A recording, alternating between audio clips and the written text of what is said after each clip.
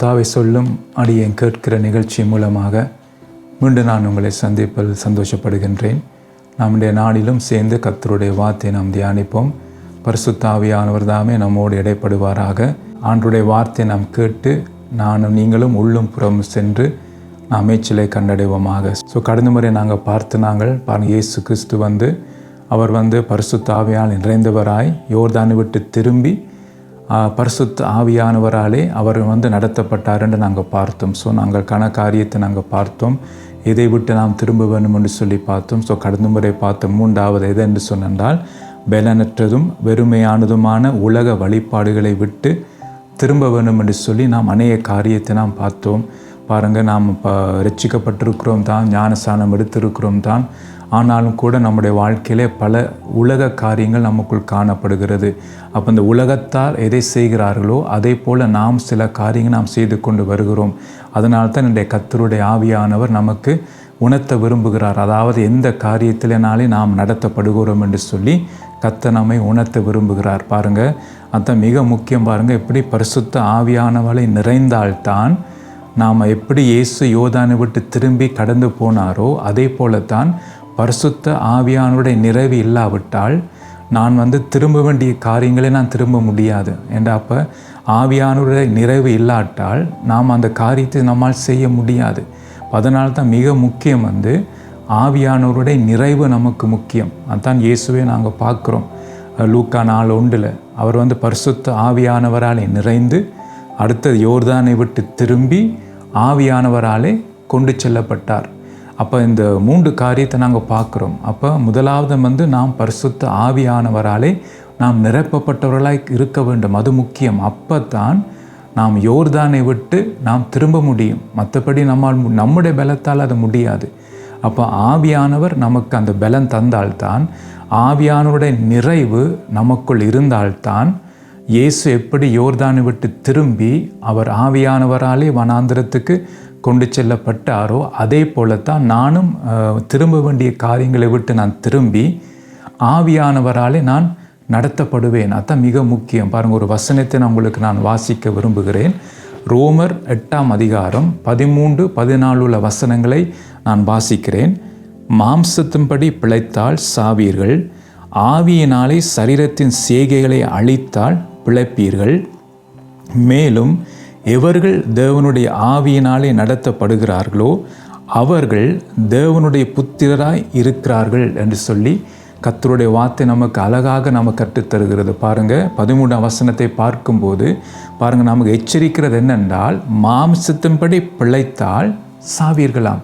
அப்போ இன்றைக்கு நாங்கள் பல காரியத்திலே நாம் ஏன் அந்த உலக காரியங்களை நம்மால் ஏன் விட முடியலைன்னு சொன்னால், அந்த உலக காரியத்தினால் தான் நான் பிழைப்பேன் என்று அந்த எண்ணம் எனக்குள் இருக்கிறபடியால் தான். பாரு, உங்களுக்கு தெரியும், நான் ஏற்கனவே உங்களுக்கு சொல்லியிருக்கிறேன், இஸ்ரவேல் ஜனங்கள் கானானுக்குள் போன பிற்பாடு ஆண்டவர் அவர்களை பார்த்து சொன்ன காரியம் என்றால், அங்கே இருக்கிற புறஜாதி மக்களை நீங்கள் துரத்தி விடுங்கள்னு சொல்லி கொஞ்சம் ஜாதிகளை ஆண்டவர் துரத்தி விட்டார்.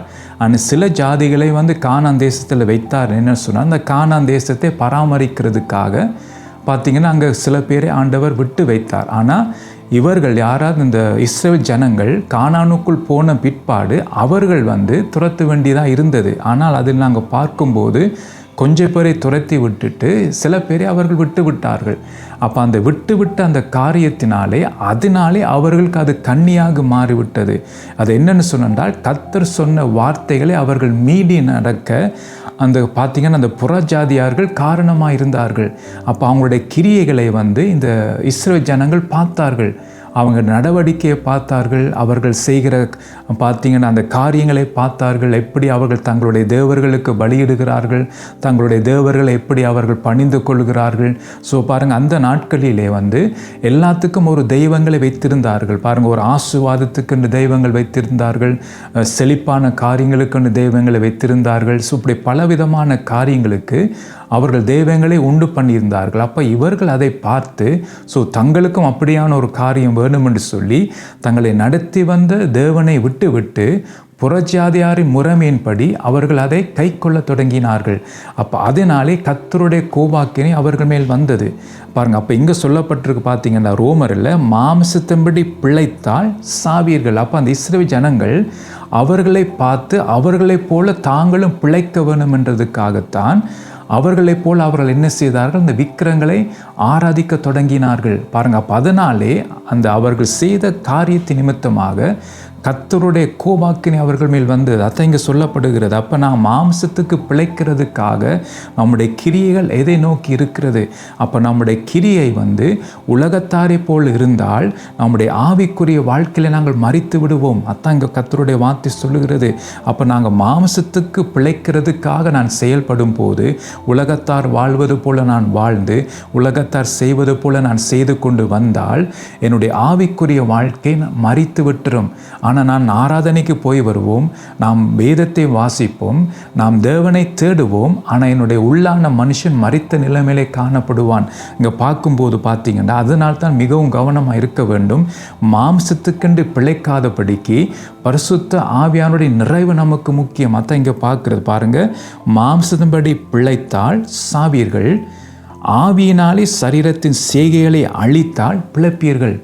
அதான் இங்கே சொல்லப்படுகிறது. அப்போ இஸ்ரவேல் ஜனங்கள் பார்த்தீங்க துரத்த வேண்டிய அந்த ஜாதியாரை துரத்தாமல் இருந்ததினாலே தான் அவர்களுக்கு அது கண்ணியாக மாறினது. அப்போ இன்றைக்கு நானும் நீங்களும் ரட்சிக்கப்பட்டிருக்கிற நாங்களும் நாம் துரத்த வேண்டிய காரியங்களை துரத்த வேண்டும். அந்த மாம்ச காரியங்களை நம்மை விட்டு நாம் அகற்ற வேண்டும். அப்படி அகற்றாட்டால் அந்த காரியத்தினாலே என்னுடைய ஆவிக்குரிய வாழ்க்கையில் நான் மரித்த நிலைமையிலே காணப்படுவேன். நித்திய ஜீவனுக்குள் பிரவேசிக்க முடியாதபடிக்கு இந்த மாம்ச காரியங்கள் என்னுடைய வாழ்க்கையில் தடையாயிருக்கும். அதனால தான் நாங்கள் பார்க்குறோம், மாம்சத்தின்படி நாங்கள் பிழைக்கலாம். இன்றைக்கு உலக ரீதியாக நமக்கு பணம் சேர்த்து நல்ல படிப்பு நமக்கு இருந்து நல்ல வீடு வாங்கி, அப்போ உலக ரீதியாக உலகத்தார் எப்படி செழிப்பாக ஆசீர்வாதமாக அவர்கள் இருக்கிறார்களோ அதே போல் நாமும் இருக்க முடியும். ஆனால் பாருங்கள், உலக ரீதியாக நாங்கள் பிழைக்க முடியும். ஆனால் இங்கே வேதம் என்ன சொல்லுகிறது என்றால், அப்படி நான் பிழைக்கும் போது ஒரு பக்கத்தில் என்னுடைய ஆத்மா மரித்து விட்டது, ஆவிக்குரிய வாழ்க்கையிலே நான் மரித்து விட்டேன். அதான் நீங்கள் சொல்ல போகிற. அப்போ நான் என்ன செய்ய வேணும்? கர்த்தருடைய ஆவியானவர் நம்மிடத்தில் என்ன எதிர்பார்க்கிறாரண்டா, ஆவியினாலே, அதை பரிசுத்த ஆவி நிறைவினாலே நாம் என்ன செய்ய வேண்டும்? சரீரத்தின் செய்கைகளை நான் அழிக்க வேண்டும். அப்போ அழித்தால்தான் நான் நித்திய ஜீவனுக்குள் பங்கு பெறுவதற்கு ஏற்ற தகுதி எனக்கு உண்டாகும். அப்போ அதை நிமித்தமாக நான் பிழைப்பேன். அதான் நாங்கள் பார்க்குறோம். அப்போ கர்த்தருடைய ஆவியா நமக்கு எச்சரிக்கிறார். இன்றைக்கு நாம் பல உலக காரியத்தை நாம் கை கொண்டு வருகிறோம். உலகத்தார் செய்கிற முறைமைகளை நாங்கள் கை கொண்டு வருகிறோம். ஏற்கனவே நான் சொன்னேன், நாள் பார்ப்பது, ஜாதி பார்ப்பது, பாருங்க குறி பார்ப்பது, இப்படி பலவிதமான காரியங்களை நாம் இன்னும் செய்து கொண்டு வருகிறோம். அப்போ அதால் என்ன விபரீதம் என்று சொன்னால், என்னுடைய ஆவிக்குரிய வாழ்க்கையிலே ஒரு மரித்த நிலைமையை காணப்படும். பாருங்க, அப்போ என்ன நடக்கும்னு சொன்னால், நாம் ஆலயத்துக்கு போய் வருவோம், எல்லாம் ஒரு கிறிஸ்தவனாக செய்ய வேண்டிய எல்லா காரியத்தை நாம் செய்வோம். ஆனால் நாம் மரித்து விட்டோம் உள்ளுக்குள்ளே. அப்போ நாம் மரித்த நிலைமையில் இருக்கிறபடினால் நித்திய ஜீவனுக்குள் போவதற்கு என்னால் முடியாமல் இருக்கும். அதான் நாங்கள் பார்க்குறோம். அப்போ கர்த்தருடைய ஆவியானவர் நமக்கு எச்சரித்து சொல்லுகிறது என்னவென்றால், ஆவியினாலே, அதை பரிசுத்த ஆவியின் நிறைவினாலே நானும் நீங்களும் இந்த சரிகையின் செய்கையை நாம் அழிக்க வேண்டும். அப்போ அழித்தால்தான் நாம் பிழைக்க முடியும். அடுத்தது பாருங்க, 14 வசனம் சொல்லுகிறது, மேலும் எவர்கள் தேவனுடைய ஆவியினாலே நடத்தப்படுகிறார்களோ. பாருங்க, அப்போ என்ன அர்த்தம்னு சொன்னா, எல்லாரும் தேவனுடைய ஆவியினாலே நடத்தப்படுவதில்லை. அதான் சொல்லப்படுது, எக்ஸ்ட்ரா சொல்லப்படுது, மேலும் எவர்கள். அப்போ பார்த்தீங்கன்னா அதான் நமக்கு சொல்லப்படுகிறது, மேலும் எவர்கள் தேவனுடைய ஆவியினாலே நடத்தப்படுகிறார்களோ. அப்போ அது என்ன அர்த்தம் என்றால், கர்த்தருடைய ஆவியானவர் என்னை நடத்துவதற்கு நான் விட்டு கொடுக்க வேண்டும். பாருங்கள், உங்களுக்கு தெரியும், பரிசுத்த ஆவியானவர் யாரையும் கட்டாயப்படுத்த மாட்டார். யாரையும் பாருங்க பயமுறுத்தி அவர்களை நடத்த மாட்டார். கர்த்தருடைய ஆவியானவருக்கு நாம் விட்டு கொடுத்தால் அவர் நம்மை நடத்துவார். அப்போ இன்றைக்கு நான் உலக காரியத்தை நான் பிடித்து கொண்டிருந்தால் பரிசுத்த ஆவியானவருக்கு நான் இடம் கொடுக்க மாட்டேன். அவருடைய சத்தத்துக்கு என்னுடைய செவி திறந்தவனமாக இருக்காது. அப்போ என்னுடைய வாஞ்சை, என்னுடைய தாகம், என்னுடைய செயல்பாடு, என்னுடைய கிரியைகள் எல்லாம் ஏற்கனவே நாங்கள் பார்த்தபடி அழிந்து போகிற போஜனத்துக்காகத்தான் எங்களுடைய கிரியை இருக்கும். அப்போ நித்திய ஜீவன் வரைக்கும் நிலைநிற்கிற போஜனத்துக்காக என்னுடைய கிரியை இருக்காது. ஏனென்றா நான் எதற்காக நான் கிரியை செய்கிறேன் என்றால், அழிந்து போகிற போஜனம். அப்போ அந்த அழிஞ்சு போகிற போஜனம் எப்படியாம், அந்த மாமிசத்திலே பிழைக்கிறதுக்காகத்தான் நான் அழிஞ்சு போகிற போஜனத்துக்காக நான் செயல்படுகிறேன். அது மாமிசத்தில் நான் பிழைக்கலாம். ஆனால் பார்த்தீங்கன்னா ஆவிக்குரிய வாழ்க்கையில நான் மரித்து விட்டேன். அப்போ வேதத்தில் பார்க்கும்போது நம்முடைய வாழ்க்கை குறுகினது. 70 வருஷம் பலத்தின் மிகுதியால் 80 வருஷம் என்று அங்கே நாங்கள் வேதத்தில் நாங்கள் பார்க்கிறோம் பாருங்கள். அப்போ என்னுடைய மரணம் யாருக்கும் எவருக்கும் வரலாம். அதனால் தான் என்னுடைய கிரியைகளை குறித்து நான் மிகவும் மிகவும் கவனமாக இருக்க வேண்டும். என்னுடைய கிரியை பொறுத்து தான் கர்த்தர் பார்த்தீங்கன்னா எனக்கு நியாய தீர்ப்பு தருவார். அப்போ அது மிகவும் கவனமாக இருக்க வேண்டும். அப்போ இந்த உலக வாழ்க்கைக்காக வாழ்வதற்கு, அந்த உலக வாழ்க்கைக்காக பிழைப்பதற்கு நான் அதிகமாக பிரயாசப்பட்டால் ஒன்று நீங்கள் மறந்து போகக்கூடாது, ஆவிக்குரிய வாழ்க்கையில் நீங்கள் மறித்து விட்டீர்கள். அதான் இங்கே சொல்லப்படுகிறது. மாம்சன்படி பிழைத்தால் சாவீர்கள், கர்த்தருடைய வார்த்தை சொல்லுகிறது. ஆவியினாலே சரீரத்தின் செய்கைகளை அழித்தால் பிழைப்பீர்கள். எத்தான் ஆவியினாலே சரீரத்தின் செய்கை என்றால் அந்த உலகத்திலே வாழ்கிறபடியினால் பாருங்கள், இந்த சரீரம் இந்த பூமிக்குரியது. அப்போ இந்த சரீரம் பார்த்தீங்கன்னா பூமிக்குரிய காரியங்களை தான் வாஞ்சிக்கும்.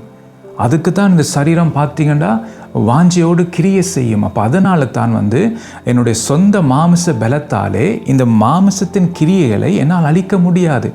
என்னோட மாமிசம் பார்த்தீங்கன்னா என்னை மேற்கொண்டு விட்டுரும். அப்போ இந்த மாமிசத்தை ஒடுக்கி கீழ்ப்படுத்துவதற்கு எனக்கு யார் தேவை என்றால் பரிசுத்த ஆவியானவர்.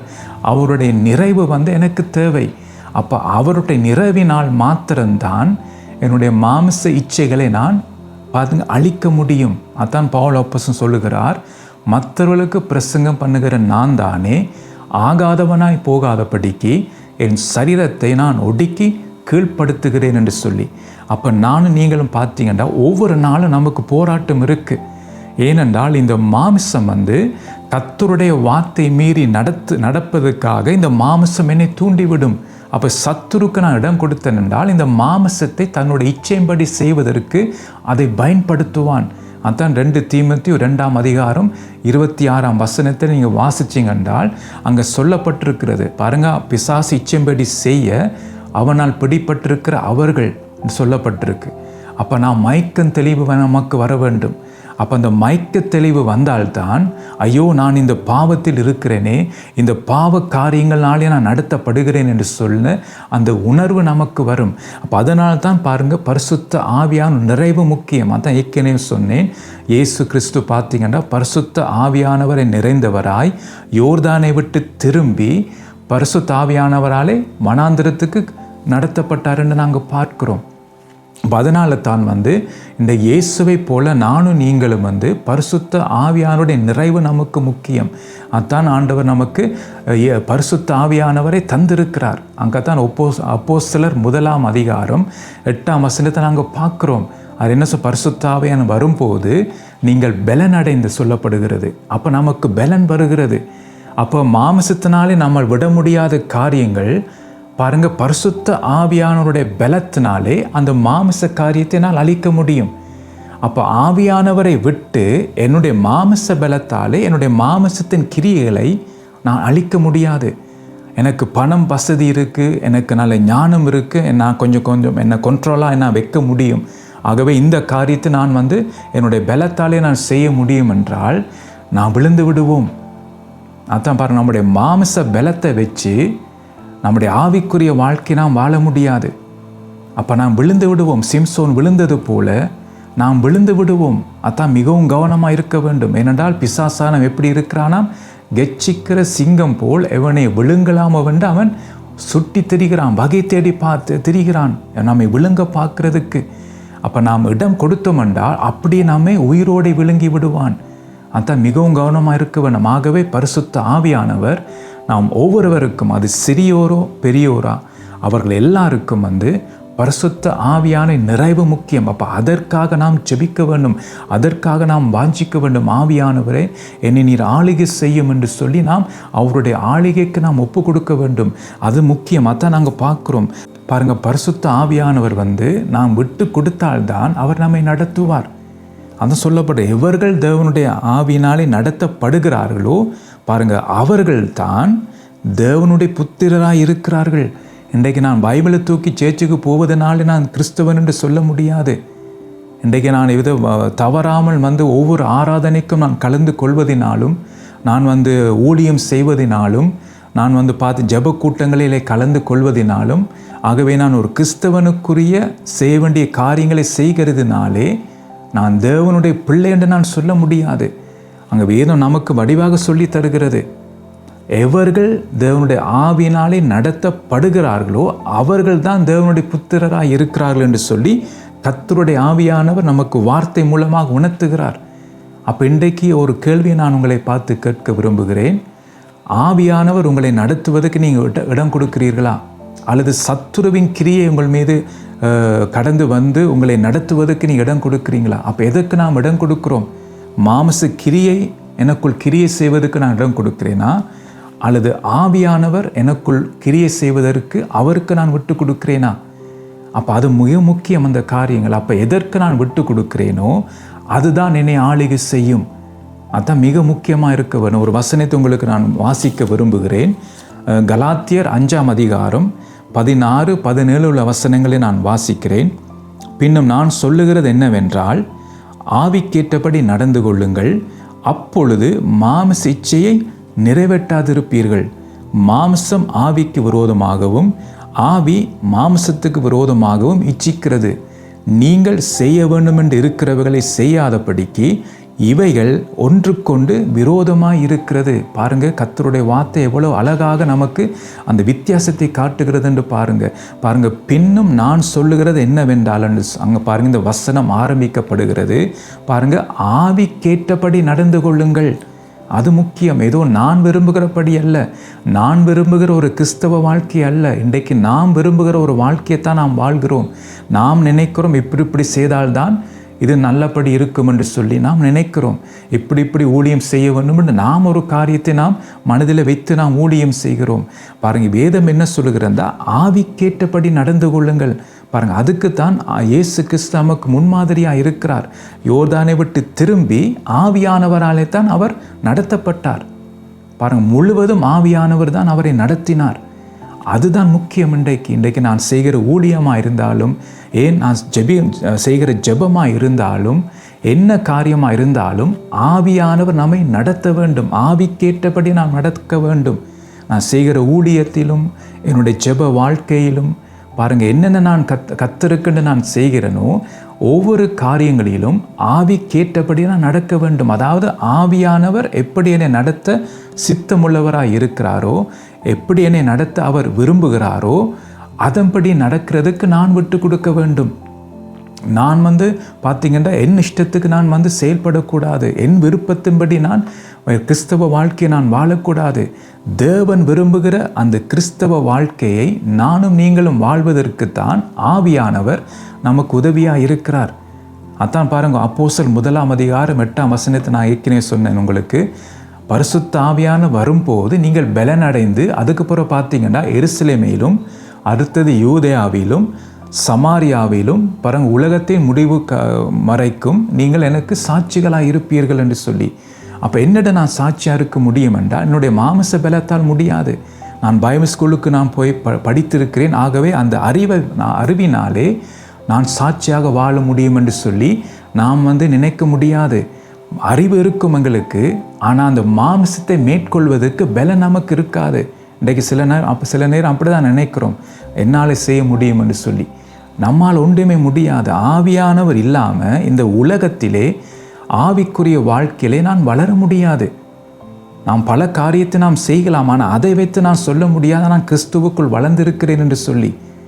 அப்போ நான் கிறிஸ்துவுக்குள் நான் வளர வேணுமென்றால், என்னுடைய வாழ்க்கை கிறிஸ்துவுக்குள் இருக்க வேணுமென்றால், ஆவியின் கனி எனக்குள் காணப்பட வேணுமென்றால், மனம் திரும்புதல் கேட்ட கனிகள் எனக்கு உண்டாக வேணுமென்றால், எனக்கு ஆவியானவர் நிறைவு எனக்கு முக்கியம். ஆவியானவர் ஏதோ வரங்களுக்காக மாத்திரம் அல்ல, ஆவியானவர் ஏதோ அந்நிய பாஷை பேசுவதற்காக மாத்திரம் அல்ல. நானும் நீங்களும் சாட்சியாய் வாழ்வதற்கு பரிசுத்த ஆவியானோட வல்லமை தேவை. இன்றைக்கு அநேகர் பார்த்தீங்கன்னா வரத்துக்காக ஜெபிப்பா, ஆண்டவரை என்னை அபிஷேகியும், ஆண்டவர் எனக்கு ஆவின் வரத்தை எனக்கு தாரும் என்று சொல்லி ஜெபிப்பார்கள். ஸோ ஜெபிங்க, நான் தப்பாக சொல்லவில்லை. ஆனால் எத்தனை பேர் ஆவியானவரே உம்முடைய பலத்தை எனக்கு தாரும், இந்த பாவத்தை மேற்கொள்ள ஆண்டவர் அடிக்கடி இந்த இச்சையினை மேற்கொள்கிறது. கண்களின் இச்சைகளால் நான் நிரப்பப்படுகிறேன். ஆண்டவரே, இந்த மாமிச இச்சை என்னால் ஒடுக்க முடியல. ஆவியானவர் உம்முடைய வல்லமை எனக்கு தாரும். உம்முடைய வல்லமையினாலே கர்த்தாவே என்னுடைய மாமிசத்தை ஒடுக்கி கீழ்ப்படுத்த ஆண்டவர் எனக்கு உதவி செய்ய உம்முடைய வல்லமை எனக்கு தாரும் என்று சொல்லி எத்தனை பேர் இதற்காக நாம் ஜெபிக்கிறோம். என்னுடைய மாமிசத்தின் கிரியைகளை அழிக்கிறதுக்காக எத்தனை பேர் ஜெபிக்கிறோம். நாங்கள் அதுக்காக ஜெபிப்பதில்லை. பாருங்கள், நாம் எதை விரும்புகிறோம் என்றால் ஆவியின் வரங்கள். நான் கை வைக்கும் போது உடனே சுகமாக வேண்டும். நான் ஜெபிக்கும் போது உடனே அசுத்தாவிகள் ஓட வேண்டும். ஸோ அது நல்ல எண்ணம் தான், அதை நான் தப்பாக சொல்லவில்லை.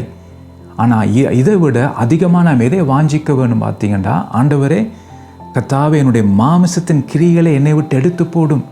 அப்போ அதற்காக ஜெபிக்கும் போது ஆவியின் வரங்கள் ஆவியான அதை சொல்லப்பட்டு அவனுக்கு பகிர்ந்து கொடுக்கிறார் என்று சொல்லி, அப்போ எனக்கு என்ன ஆவிக்குரிய வரம் எனக்கு என்ன தேவையோ அதை எனக்கு தருவார். அந்த நேரத்திலே அந்த ஆவிக்குரிய வரம் என் மூலமாக கிரியை செய்யும். அப்போ நான் எதுக்காக நான் ஜெபிக்க வேண்டும் என்றால், ஆண்டவரே என்னுடைய மாமிசத்தின் இச்சைகளை ஒடுக்கி கீழ்ப்படுத்த உம்முடைய வல்லமை எனக்கு தாரும். அப்போ அப்படி அதுக்காக நான் ஜெபிக்கும் போது கர்த்தர் என்ன செய்வார் என்றால், ஆவின் வரங்களினால் என்னை நிரப்புவார். அதாவது எனக்கு என்ன ஆவின் வரம் தேவையோ அந்த வரத்தால் என்னை நிரப்பி கர்த்தர் என் மூலமாக ஆத்துமாக்களை ஆண்டவர் ரட்சிப்புக்கு நேராக நடத்துவார். அப்போ கர்த்தர் அந்த இடத்துல பயன்படுத்துவார். அதனால தான் நம்முடைய வாழ்க்கையில் ஆவியானவரே என்னுடைய மாம்சத்தை ஒடுக்கி கீழ்ப்படுத்துவதற்கு உம்முடைய வல்லமை எனக்கு தாரும். அதான் சொல்லப்பட்டிருக்கு, ஆவிக்கேற்றபடி நடந்து கொள்ளுங்கள், அப்பொழுதுதான் மாம்சிச்சையை நிறைவேற்றாதிருப்பீர்கள். பாருங்கள், இன்றைக்கு எவ்வளோ மாம்சிச்சை நம்மை நடத்துகிறது பாருங்கள்.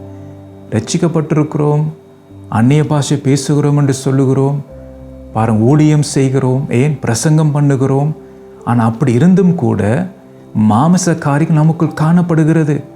பாருங்க, பொறாமை நமக்குள் காணப்படுகிறது, விரோதங்கள் நமக்குள் இருக்கிறது, பாருங்க கோபங்கள் நமக்குள் இருக்கிறது, எரிச்சல்கள் இருக்கிறது. ஸோ இப்படி அந்த மாமிச கிரியைகள் அதிகமாய் நமக்குள் காணப்படுகிறது. அப்போ அதற்காக நாம் செயல்படுவதும் இல்லை. அப்போ ஆவியானுடைய பலத்தை நாம் நாட வேண்டும். அதான் சொல்லப்பட்டிருக்கு. பாருங்க, அடுத்த வசனம் 17 சொல்லுகிறது, மாம்சம் ஆவிக்கு விரோதமாகவும் ஆவி மாம்சத்துக்கு விரோதமாக இச்சிக்கிறது. அப்போ அது என்னென்றால், நாம் எதற்கு அதிகமாக நாம் நேரத்தை கொடுக்கிறோமோ, எதற்கு அதிகமாக நாம் இடம் கொடுக்கிறோமோ அதுதான் நம்மை நடத்தும். அப்போ நான் ஆவியானவரே என்னை நடத்தும் என்று சொல்லி நாம் அவருக்கு நான் இடம் கொடுக்கும் போது அந்த நாள் முழுவதும் ஆவியானவரை என்னை நடத்துங்க, ஆண்டவரை மாம்சம் என்னை நடத்தக்கூடாது, இச்சையினாலே நான் நடத்தப்படக்கூடாது, ஆவியானவரை நீங்கள் என்னை நடத்த வேணும் என்று சொல்லி அவருடைய கரத்துக்குள் அந்த நாளை ஒப்பு கொடுத்தால் ஆவியானவர் என்னை நடத்துவார். அப்போ ஆவியான நடத்துவதற்கு நாம் இடம் கொடுக்க வேண்டும். அப்போ மாம்சத்துக்கு அதிகமாக நான் நேரத்தை கொடுத்து மாம்ச காரியங்களை அதிகமாக செய்ய, இந்த உலக காரியங்கள் அதிகமாக செய்யும் போது அந்த நாள் முழுவதும் பார்த்திங்கன்னா மாம்ச கிரியைகள் தான் என்னை நடத்தும். அதுதான் ஆபத்து. அப்போ நாம் ஆவியானவருடைய கருத்துக்குள் நாம் ஒப்பு கொடுக்க வேண்டும். ஆவியானவர் தான் முழுவதும் நம்மை நடத்த வேண்டும். அதுதான், அதற்காகத்தான் நாம் ஜெபிக்க வேண்டும் அதிகமாக. அதங்க சொல்லு, மாம்சம் ஆவிக்கு விரோதமாகவும் ஆவி மாம்சத்துக்கு விரோதமாகவும் இச்சிக்கிறது. நீங்கள் செய்ய வேண்டுமென்று இருக்கிறவைகளை செய்யாதபடிக்கு இவைகளை ஒன்றுக்கொண்டு விரோதமாக இருக்கிறது. அப்போ விரோதமாக அப்போ எதை நான் செய்ய வேண்டும் என்று விரும்புகிறேனோ அப்போ மாம்சம் பார்த்தீங்கன்னா அது செய்யாதபடிக்கு என்னை தூண்டிவிடும். பாருங்கள், இன்றைக்கு ஜெபம் என்று வரும்போது அல்லது வேதத்தை நான் வாசிக்க வேண்டும் என்று இருக்கும்போது பாருங்கள், டக்குன்னு மாம்சம் என்ன செய்யும்னா அவர் நித்திரையை கொண்டு வரும். அப்படி பாருங்கள், பைபிள் வாசிக்கும்போது அது அந்த ஃபுல்லாக அந்த கவனம் செலுத்தாதபடிக்கு, கர்த்தருடைய வார்த்தையை வாசித்து அதை நான் கவனம் செலுத்தாதபடிக்கு அப்படியே என்னுடைய சிந்தனை அது சிதற வைக்கும். அந்த மாம்ச காரியங்கள் வேறு காரியத்தை கொண்டு வரும். அப்போ வேதத்தை வடிவாக வாசிக்காதபடிக்கு நாம் என்ன செய்கிறோம்னா கடமைக்கு வாசிக்க அந்த மாம்சம் நம்மை தூண்டிவிடும். அப்போ கடமைக்கு நாம் வாசிப்போம், ஏன்னா மனசாட்சி குத்தும், நாம் வேதம் வாசிக்கலையேன்னு சொல்லி மனசாட்சி நாமே குத்தும். அதனால் நாம் என்ன செய்கிறோம், ஒரு 2 அதிகாரமோ ஒரு 3 அதிகாரமோ படபடபடவென்று வாசித்து போட்டு அப்படி மூடி வச்சிருவோம். அப்போ பாருங்கள், அப்போ மாம்சம் எப்படி என்னை நடத்துதுன்னு பாருங்கள். ஆனால் ஆவியானவராலே நடத்தப்படும் போது ஆவியானவர் என்ன செய்வார் என்றால் வேதத்தின் ரகசியங்களை எனக்கு வெளிப்படுத்துவார். ஒரு வசனத்தை வாசிக்கும் போது அதில் ஆவியானவர் கண்டித்து உணர்த்துவார். தான் சத்தியத்துக்குள் நம்மை நடத்துகிறவர் ஆவியானவர். அப்போ அந்த வார்த்தை என்னை உணர்த்தும், என்னுடைய பாவத்தை உணர்த்தும், நான் செய்த தவறைய கர்த்தருடைய வார்த்தை எனக்கு உணர்த்தும். அப்போ உடனே எனக்கு ஒரு மனம் திரும்புதல் வருகிறது. அதுதான் ஆவியானவர் செய்கிறது. அப்போ எதுக்கு நீங்கள் இடம் கொடுக்குறீங்க? கடமைக்காக கர்த்தரை தேடினால் மாம்சத்தான் உங்களை நடத்தும், ஆவியானவர் நடத்த மாட்டார். இன்றைக்கு அநேகர் என்ன சொல்கிறது, ஒரு பழக்கப்பட்ட கிறிஸ்தவராய் தான் காணப்படுகிறோம். ஒரு பழக்கப்பட்ட கிறிஸ்தவராய் இருக்கிறபடியால் தான் மாம்சம் எனக்குள் இருக்கிறது. என்னுடைய வாழ்க்கையிலே மாற்றங்கள் இல்லை, மனம் திரும்புதல் இல்லை, அந்த உணர்வு நமக்கு இல்லை. எவ்வளோ வார்த்தை கேட்டாலும் ஆவியானவர் தான் நமக்கு உணர்த்துவார். அதான் கண்டித்து உணர்த்துகிறவர். கண்டிப்பும் அவர்தான், உணர்த்துகிறவரும் அவர்தான். அப்போ இந்த கண்டித்து உணர்த்துகிறவர் ஆவியானவருக்கு நான் இடம் கொடுக்காட்டா, அப்போ எனக்குள் அதிகமாக மாம்சத்துக்கு நான் இடம் கொடுத்து மாம்சம்தான் என்னை நடத்தி கொண்டு வந்தால் அந்த கண்டிப்பும் எனக்கு இருக்காது, அந்த உணர்வும் எனக்கு இருக்காது.